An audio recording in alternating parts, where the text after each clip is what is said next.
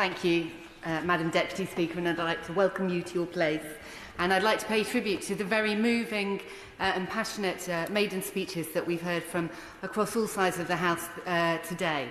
I think I probably haven't got time to go through all of the details of them, but I shall remember not to fall asleep in the library. And I recognise the passion with which many people have spoken about defending their constituents' interest and particularly tackling child poverty.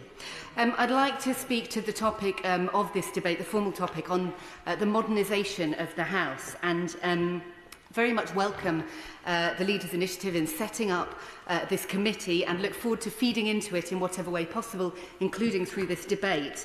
For me, modernisation should be about how we can become more efficient and effective as a House, and therefore more productive in our role as MPs, which is what we have been elected to do. As I've already mentioned, I hope that the committee can be as representative as possible, and it strikes me in particular that since more than half of the MPs in this House are now newbie MPs, as indeed am I, perhaps there is an opportunity to ensure that the committee is balanced in that way, so that the voices of new MPs who are able to draw on a wide range of experience and perhaps have fresh eyes and can bring fresh insight, which I think was mentioned by one of the other maiden speeches. I'd really love to see that represented in the committee. So from my perspective as a newly elected member, I'd like to offer observations on three elements of how this House operates to contribute and feed into the deliberations of the committee. I'd like to speak about sitting, speaking and voting. Very kind of day-to-day activities that we have, despite only spending 3 weeks in this House already. These are observations that I know I share with others across all parts of the House, having had some conversations in the corridors about them. So, first of all, sitting. We are in a chamber that is far too small for all of us to fit into. I know this is not a novel observation, but as a newly elected MP, it is really, really striking that this is quite extraordinary. I've served as a councillor for a number of years. I've served as a member of the European Parliament. In each of those chambers, you would have your own seat, you'd have your own desk, you'd be able to plug in your devices so that you could work off electronic materials. It seems really quite extraordinary that we do not have space in this chamber for each of us to sit and to speak. And indeed, I've been amazed to discover that there are seats in this chamber in which we can sit but from which we cannot speak, which seems really quite extraordinary limitation on the ability of everybody to participate in our debates. So wouldn't that be wonderful if we all had somewhere to sit? The limitations on space also leads to some, frankly, rather ridiculous behaviour, such as the practice of having to queue up at the opening of the chamber to place a prayer card to book your seat, and at times of great demand, such as the King's speech or indeed PMQs, leads to this kind of contestation over space that simply wouldn't have to be there if we had enough space for everybody.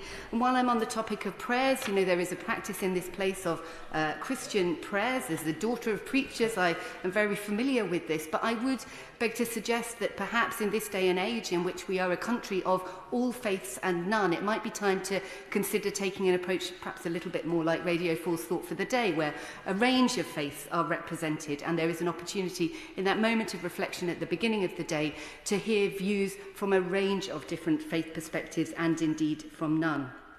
So to move on to speaking, I'm actually glad that there has been a time limit introduced for speeches today because, again, I'm used to speaking in chambers in which there is a time limit, and I think time limits aid the democratic process because they mean that everybody gets an equal chance at a fair crack of the whip at having their voice heard within the chamber. If we had more time limits, there would be more opportunity for people to participate, and perhaps MPs would be more keen to participate in debates here.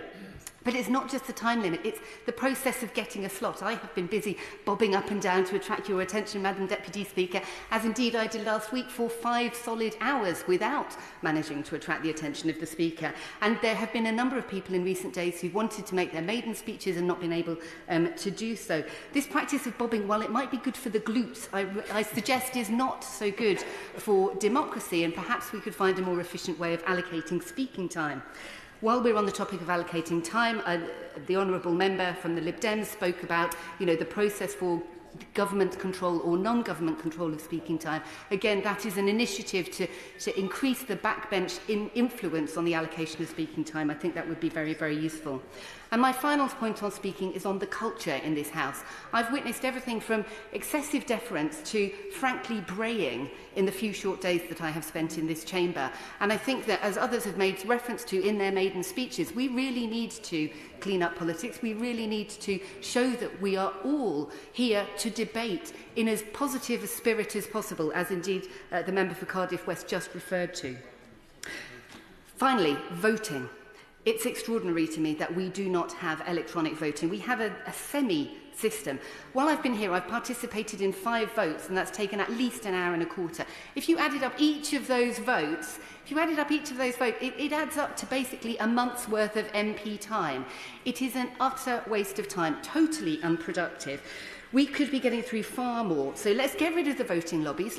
We could double the size, physical size of the chamber if we got rid of the voting lobbies. That's a genuine practical suggestion. And take the opportunity of the decanting process and the newbie MPs to really modernise how we operate here. And my final point, if we want to be a truly modern House of Commons, proportional representation.